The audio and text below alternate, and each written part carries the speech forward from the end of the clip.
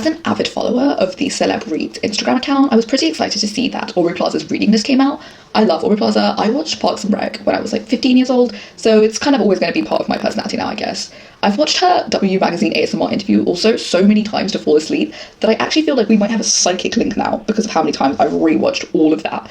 She's also somebody who I just think is so weird that she's cool, and that is inspirational in a way that no one can really touch or take away from her. Her personality and energy are so bold that I'm really interested to kind of see what kind of media she actually consumes. So I'm going to be reading 3 books that she really likes.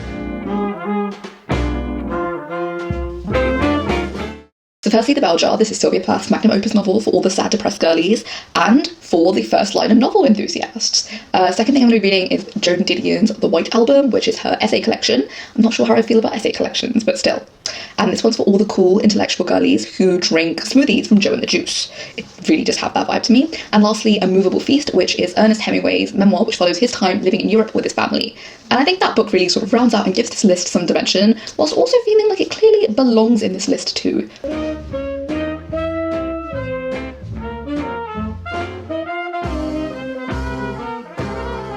You know what's something, like, I literally don't understand romanticising messiness. Like, my room is always messy. Like, I can never keep my room in order, you know? Generally, like, I just have so much shit everywhere, especially if I'm, like, going out anywhere. Like, if I have makeup out or clothing options out, I'll just leave them out when I go off. Like, I won't put them back by the time that I have to leave, because I'm never running on time, okay? But the thing is, like, I won't put them away for like 2-3 days. I don't know how people have like a base level of cleanliness, like just always clean. Like they put stuff away immediately. Like, I can't. I don't have that habit, and I don't think I ever will. Like, if I need something, I will use it, and then I will leave it, and then I will come back and put it away whenever I want to. But I don't understand like putting it away immediately. And you know what I also don't understand? Like, romanticizing the messiness, because I'm not gonna lie, most of the stuff that I have out that I need to put away is just garbage. Like, it's just, like, if you look over there, this is where all the garbage piles up, right? It's like wrappers and smoothies and a pasta and like just garbage. It's garbage. Like, it's just like not things, like an empty bottle of nail polish remover and the, like, what's it called? The cotton swabs I used to take off my, like, it didn't work, I ran out, you know, because it's empty. But yeah, like, just generally, I just don't understand how people are like, oh, I have a really messy room, but in like a girl chic way, or like I have a really clean room and it's minimalist and vibey. What? No, like, my room looks like a tip and it looks horrible, but it's not like so horrible that it's like depression core or whatever the fuck. It's just not good. It's just not the vibe, you know? Like, I don't feel like anything in here is like the vibe. Because I have a bottle of maple syrup over there, and just like, for what reason? Like, why is this in my room? Please. Like, I don't... How are people being cute with their messiness?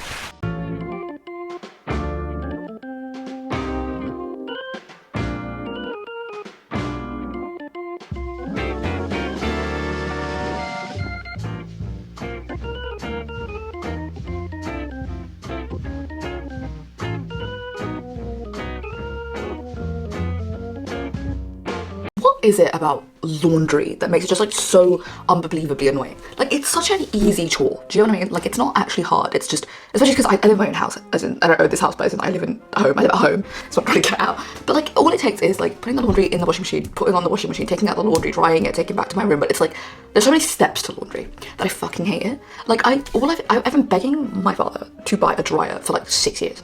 Okay, but he genuinely believes that if we buy a dryer and we just have it in the house somewhere, that we will cause a house fire and die. Like, that is like genuinely an opinion that he has about dryers. I don't understand how he's come to this conclusion. I assume that there have been dryer fires in his past. I would do anything.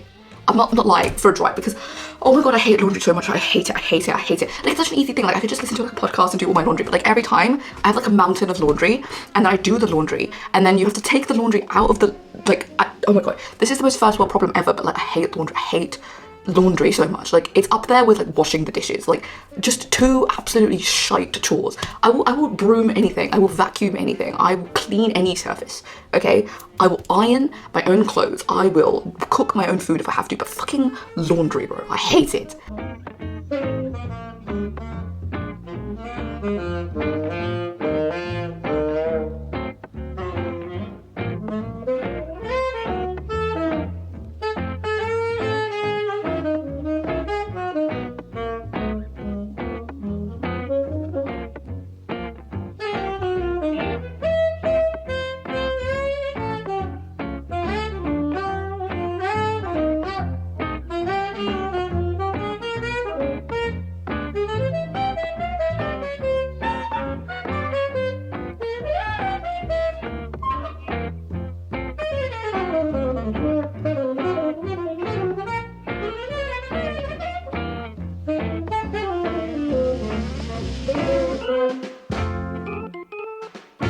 from like lunch at my grandma's house, and we just quashed a beef. Me and my grandma have had beef for 4 years.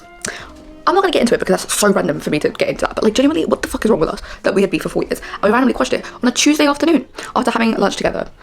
Honestly, ridiculous on my behalf. Like, what a weird story to tell. Beef with your grandma. Like, explain that to my friends. They've been like, sorry, you had beef with who? Your grandma? And I'm like, yeah, indeed.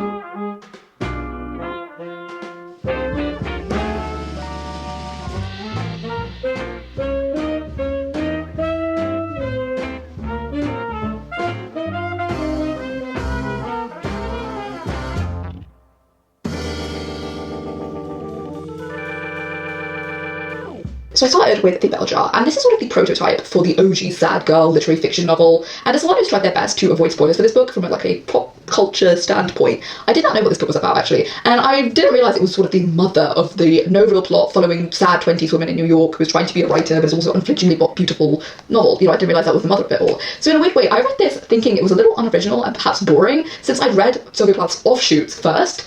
And in this book, I found the first half in New York confusing, but at least, you know, it held my attention when I was reading it. But the second half is in a mental institution, which I did not know. I didn't realise that was part of the plot of this, and I wasn't super keen on this half. I'm not personally depressed, so I didn't outrightly relate. But I didn't feel like this book talked about womanhood in a way that didn't particularly, you know, pertain to anything outside of white womanhood specifically, so I don't think I could relate into it in that, like, regard. The main character is a little reprehensible, she's racist, whiny and homophobic, but her main redeeming quality is her self-doubt. Like, that's a weird thing to say, but it is. It feels like the only real solid thing about her. Her writing is very beautiful, and so is Sylvia Plath's. You know, the imagery of the bell jar metaphor is, in my opinion, indeed very moving. The idea of alienation and being trapped were very compelling, especially with the infamous fig tree paragraph that everyone talks about. But overall, I found the book a little dull and inexpressive for me, even though it does obviously have a lot of soul that the other girlies really love. So next we have The White Album. This is an essay collection from the 60s, and I assume it's named after the Beatles album of the same name, which discusses the end of the 60s and what perhaps caused that, you know, vibrant era of life to end. And Jane Dame Didion has a background in journalism, and that comes across really abundantly here. The essay collection is essentially a combination of writing that she's done for other publications at the time, which come together here to configure the 60s into writing. But how did I feel about it? Generally annoyed and sometimes kind of ambivalent about the things that she had to say. I think there's two ways that you can view this book. Either Joan Didion has a really good way of finding a personalised way of looking at larger events and ideas of the world, or you think that she likes to insert herself into places where she perhaps isn't very relevant. And I feel myself kind of conflicted on which I believe. There were many times which I felt, you know, where she wanted to be in on the action and she wrote herself into seem perhaps more worldly or cultural or whatever, and others where it felt poignant to get an outsider's perspective on a larger life thing. And you can fault her for many things, but she sort of is the height of culture. So, you know, I might be reaching and saying that she was inserting herself, since a lot of the things that are like culturally relevant she did talk about, and she sort of is like the OG culture girly, you know? I will say, I think I say the word OG too much. However, at times it does feel like she knows it when she's exacerbating her involvement in something. Like when she describes herself as someone who only holidays in this very specific resort in Hawaii, and even there she mixes in the same circles, it does make you feel like she knows what kind of person she is. She's not thinking that she's super involved, but like she knows what she's doing. She knows what kind of person she is, and how perhaps her worldview is stunted by the fact that she mixes with the same kind of people. And generally with this book, the bow that ties it together is the concept of the 60s, and it feels like each published piece was very different, and so there's a disjointedness to the book that made me not personally jive with it though.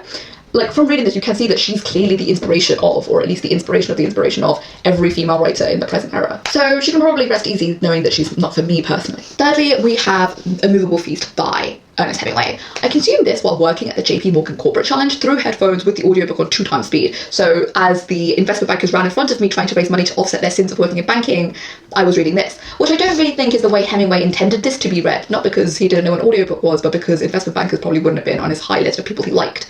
I also have not read any other Hemingway, so it's interesting to get deep into his memoir before discovering the vibe, themes, ideas, or anything about his actual work. I also didn't know that he was poor. That's the main thing that I learned that I liked about him. I say poor, let's be relative about this. He was an American who lived in Europe from rented flat to rented flat, kind of by choice, but it was exhilarating to find out that he wrote a lot for money to keep afloat, instead of just sort of because he was a writer. He's Hemingway, so I didn't really expect that from him. I just thought he had like a middle class, patron-funded lifestyle. I've been to Paris many times. It's kind of a shithole, and the French people are not very nice, but I still romanticize Paris in my head, and Hemingway has aided and abetted my delusions through this. You know, writing in cafes, eating in them, not being able to eat the nice food, and the owners knowing you and keeping you on your tab so you don't have to pay them. the close community of the pretentious ass writers all passing judgment and brimming with jealousy of each other. It kind of adds this sense of serenity and magic to something that's very mundane, because Paris is kind of just very mundane. But the realness of it really makes me sort of ache with the fact, like with envy, that I can't live like this. Another thing I liked like learning about him is that he was in love with his wife and that she was important to him. He talks about being with her with a level of reverence that I don't really see for a man. I think this is rare, and I'm sure he probably cheated on her or something at one point, but you know, at this point in his life, at this pinpoint beautiful time describing Paris, he loves her. And that felt comfortingly warm about him. He also talks quite a lot about F. Scott Fitzgerald, who moved to Paris while Hemingway was living there at the time, and he does not make F. Scott, why is that so hard to say, F. Scott Fitzgerald to be a good man. And it was interesting to view both of those writers as people outside of their work, and even in relation to their like money, wives, children, general livelihoods. And Hemingway in this, because of that, feels ethereal. Like he lives in a way that seems like a concept, right? He feels like he distilled every Paris dark academia, crisp brown suit mood board and put it into writing. Like he blew that aesthetic across the pages until it sort of like really firmly rooted itself into them. So yeah, I want to go to Paris so badly. Thank you, Ernest Hemingway. It's not that far away. I live in London, but it's not got the money. I don't have the money to go to Paris. I want to go to Paris so bad. I've been wanting to go to Paris for like a year. These pics make me think of her as someone who's very classy, but a little basic. And it gave me a reason to read some of these like new age classics. It doesn't come across as weird though. Like she's a cool girl, if anything. A well-read cool girl. And maybe that's what she wants to be. Maybe not. Everything about her is odd. She specifically said that reading A Movable Feast cemented a friendship for her, which is, I think, a unique buddy read. But, you know, good for her. This is my first one of these where the person I'm making this isn't a writer themselves, so I can't really directly relate this to her own work. The work she's in is so varied, so I don't think this particularly shows anything about her as an actor. I think this list, however, does have an I work in Hollywood and I like reading quartets for the Hollywood crowd vibe. Like, these choices coming from Aubrey Plaza perhaps don't have a pretentious vibe to them, but, you know, that's essentially what they are at the heart of them. Like, these are talk piece books about self-realization, and that's okay. So, yeah, that's what I thought about them. And I'd love to hear what you guys think of Aubrey Plaza after seeing what she read, and also what you thought of these books if you've read them. So, yeah, thank you for watching, and have a great day.